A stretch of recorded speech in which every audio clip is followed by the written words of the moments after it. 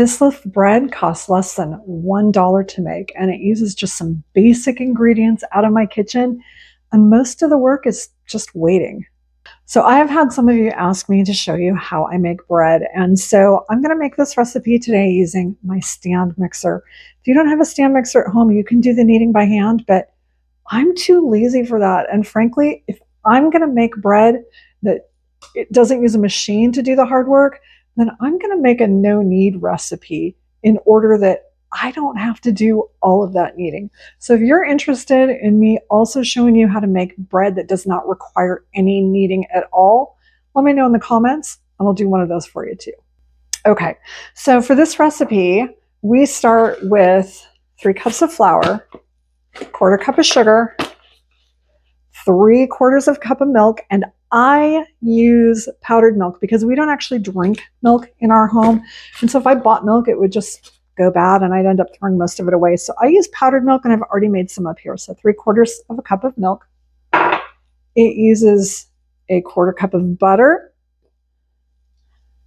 1/4 cup of sugar, 1.5 teaspoons of salt, and 1 teaspoon of yeast, active dry yeast. So the first thing I need to do is I want my milk to be warm, and I mixed it up with warm water, so it is already warm. And I mix it up with tap water. I just check the tap water, and I just check the temperature on the water on my wrist like I would if I was checking a baby's bottle. If it's a nice, comfortable, warm temperature that doesn't feel too hot and doesn't feel cold at all, then that's a good temperature for the yeast, and you're not going to kill your yeast. I also need to melt the butter. So I'm going to shove this in the microwave because that's the easiest way to do it. And I don't like it splattering all over the place, so I'm going to put a lid on it.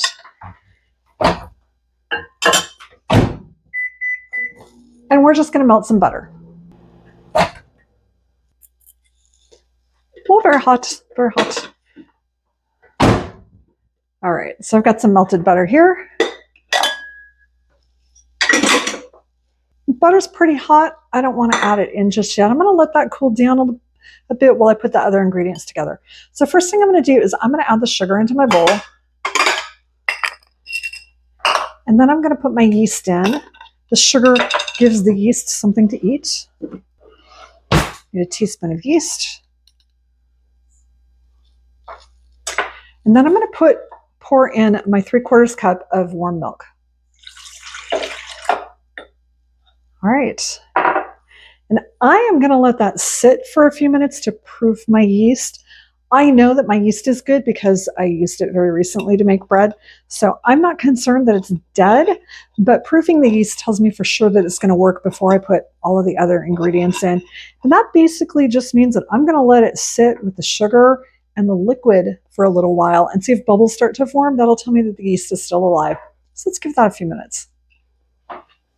Okay, before we check to see if our yeast is active enough, I forgot to mention that this recipe also calls for 2 eggs. So I'm going to grab just a couple eggs. That's what I have left off of my rack here, and set those aside. Okay, it's been just about 2 minutes, and let's see if we're seeing some bubbles yet. So as you can see, we are starting to get some bubbles in here, just a few. Tells me my yeast is active. And I'm going to go ahead and move on to the next step. Okay, so now that I know my yeast is good, I knew it anyway, I'm going to go ahead and put the rest of the ingredients in here. So I'm going to start with 3 cups of flour. There's 1. Hope I have enough left in this bag. I have lots more in the pantry if I run out. But I think I got enough here. Just barely.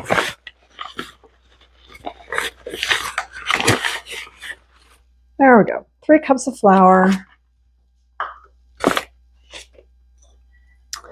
1/4 cup of butter. 1.5 teaspoons of salt.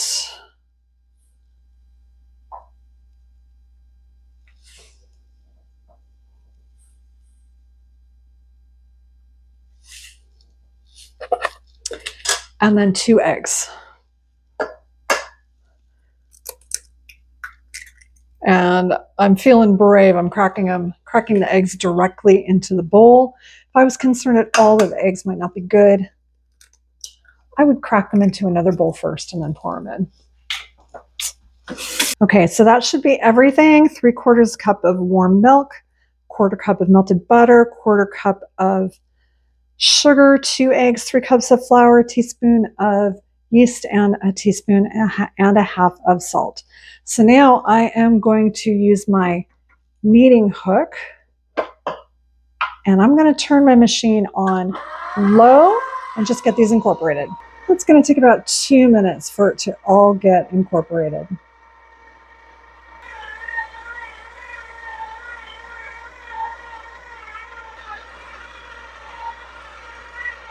So after about 2 minutes of mixing, you want to check that the dough has the right amount of moisture. If the flour is sticking to the sides and not coming up into your dough ball, then you actually want to add more flour at about 1/8 of a cup at a time.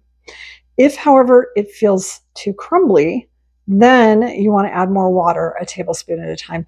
And this looks absolutely perfect. It's not crumbly, and we don't have a lot of flour that's sticking to the sides, so it looks perfect. So at this point, we are going to turn it on to a medium-low speed, turn the mixer on to a medium-low speed, which on my mixer is level 3. It might be 2 on your mixer. And we're going to knead it for 8 minutes, just 8 minutes. You don't want to overknead it. So I'm actually going to turn an 8-minute timer on, and I'll see you back in 8 minutes.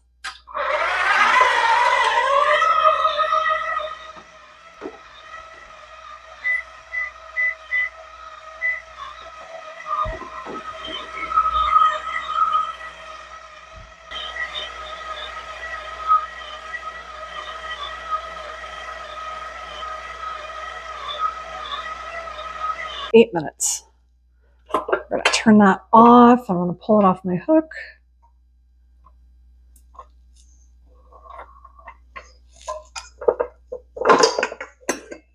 All right. Should have a nice dough ball in here, nice and stretchy. Excellent, excellent. So the next thing I'm going to do is I'm going to let this rest. So I'm going to cover it with a hot, wet towel. And I have one towel that I use for this purpose. And I am going to get this just wet with just hot water from the tap. And it takes a minute for my hot water to come through. And then I'm just going to cover the bowl with a hot, wet towel, and I'm going to set it.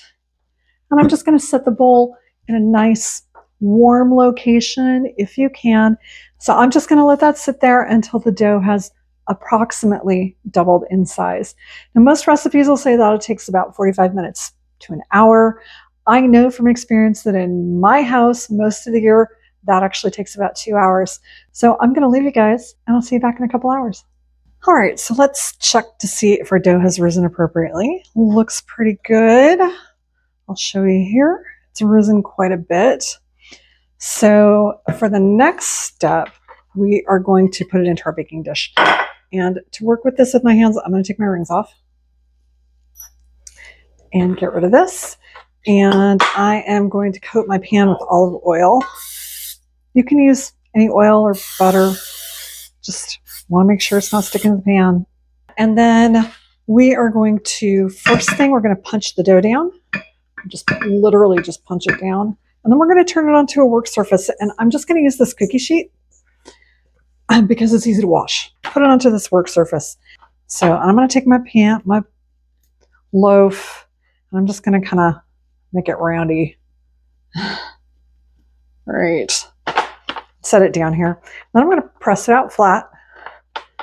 And I'm going to shape it into kind of a rectangle. And I want it a little bit longer than the width of my pan.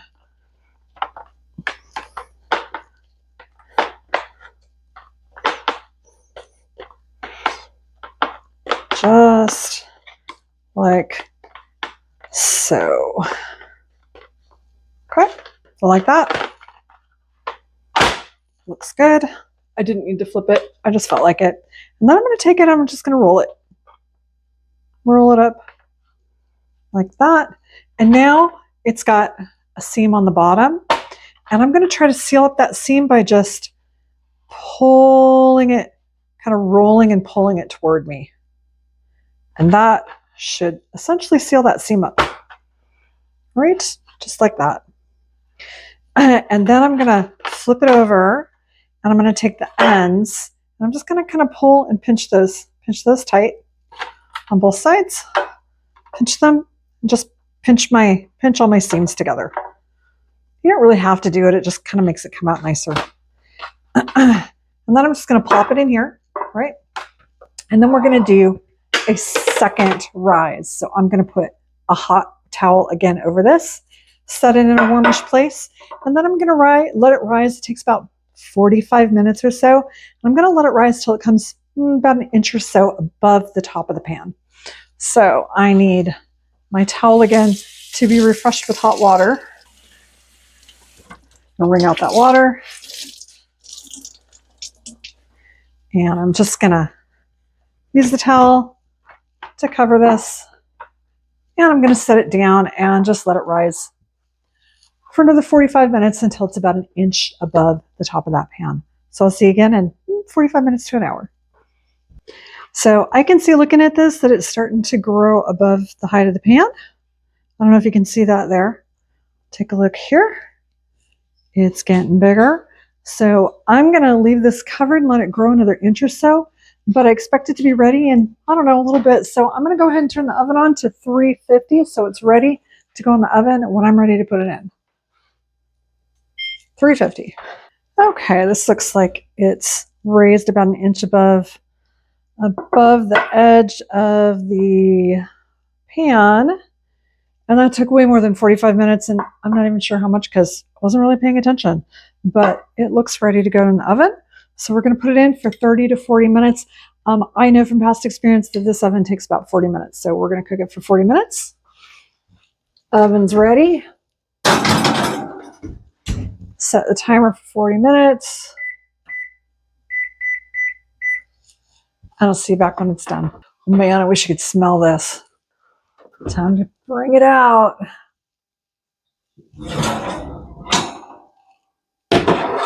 Oh, that looks good. All right, let me show you what we got here. Doesn't that look delicious? Yum. Okay, so this is a nice big loaf. You can cut this recipe down if you feel like this loaf is bigger than what you want. And you can make about 2/3 into one loaf. That works really well. Oh, it smells so good. So good. I'm going to slice into it. It's still really hot. Let me take a look here. Oh, doesn't that look amazing? All right. So like I said, if you would like me to show you the easiest, cheapest, no-knead recipe that you can possibly do, let me know down in the comments and I'll do that for you as well. This one actually takes a little bit of effort and some kneading, but you can make bread with fewer ingredients and use time instead of kneading. So let me know in the comments if you'd like that. And be sure to hit like and subscribe to keep following along, and I'll see you in the next one. Oh, stop that. They go on the trial and they say, we're all going to operate in good faith, right? And the foreigners say, no, I hate you and you are.